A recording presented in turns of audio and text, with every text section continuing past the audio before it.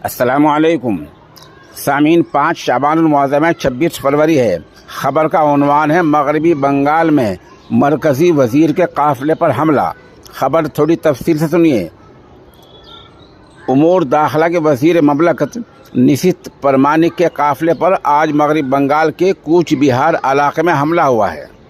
मरकज़ी वज़ीर और बीजेपी के लोगों ने कहा हमला मुनज़्ज़म था, मनसूबाबंद था और हमला आवरों को सरकार शह दे रही है और पुलिस इनकी हिफाजत कर रही है। जबकि तृणमूल कांग्रेस के लोगों ने कहा मकामी मसला है, मकामी लोगों ने हमला किया है, पार्टी के लोग इसमें शामिल नहीं हैं। बताया जाता है कि कुछ दिन पहले बीएसएफ की गोलीबारी में एक कबायली शख्स लुकमाजल हो गया था, मौत का शिकार हो गया था।